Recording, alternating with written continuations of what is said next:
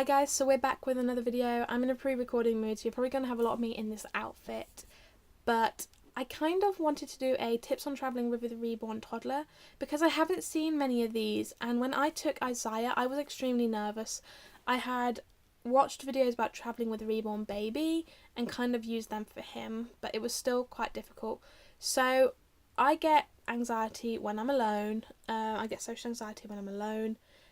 So on my notice when I went with Virgin Atlantic, they were aware of this and they knew that I was going to take him. I had pre-warned them that I will be bringing a doll with me, and they were perfectly fine. And I also had a disability awareness notice on, a hidden disability awareness notice on my thing, so the flight attendants on the plane were aware, but the security wasn't aware, you know, so they don't necessarily know about the dolls. When we came back from Utah, actually, it was quite easy because they had to swab them. And I had him and Otto with me, so I had two babies that needed to be swabbed, and that was a fun experience.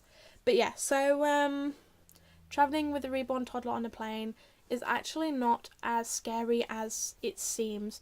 Generally, they would either have to go on the floor or stay on your lap. I could have had him in a baby harness, but I decided not to go with that.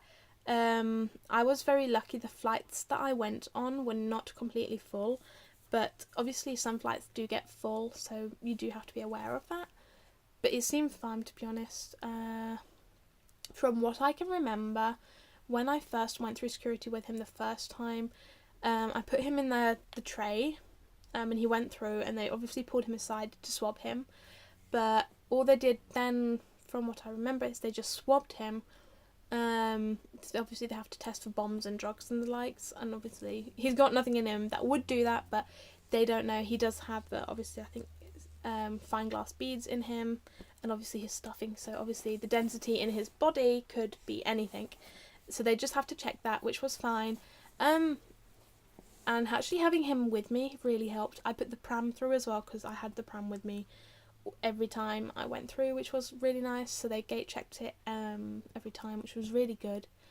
And then when I got on the plane the first time, I'd actually been moved seats, so it was a bit different. I had bought a seat, but they had moved me to where there were two seats next to me free, so he actually got his own seat,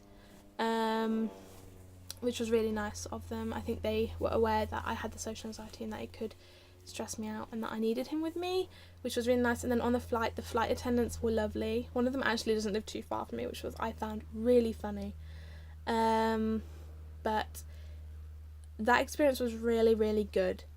When we went to Utah from Boston, that was a bit more scary, mostly because he had to, well, obviously Eden had Alaska and I had him, and they were both pulled aside, but Eden then got Alaska back probably within about 10 minutes, and then I got him about another 10 minutes later because they couldn't tell what was in his limbs, I think.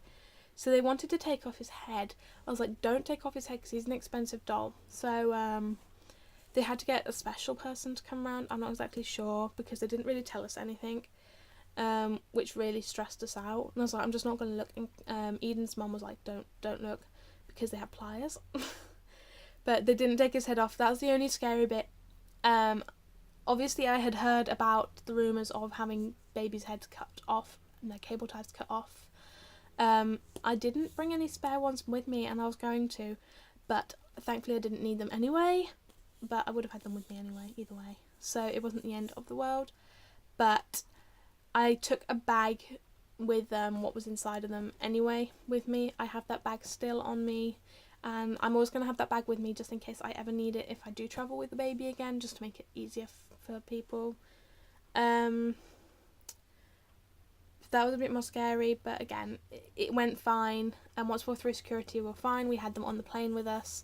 I took him out of the duffel bag that he was in to check that he was okay, and I replaited his hair because I've been plaiting his hair a lot recently, so I don't know why, I just have. And then that one was fine. When we came back from Utah again, it was fine. There was no issues there. They were just swabbed, but we had asked, like, have you had loads come through? And they were like, yeah, loads. because we had a late night flight, so they had people come through all day that day, I think some the previous day as well, who flew back late that night on the Friday night, but we flew back on the Saturday night. So that one went fine. I had him in the duffel bag and I had Otto in the wrap. Otto fits lovely in the wrap, so it worked really well. And to be honest, I didn't sleep on the plane. I mean, I could have done, but I wasn't able to. But it worked out fine anyway. And then the last experience travelling with him on a plane was when I came back from Boston.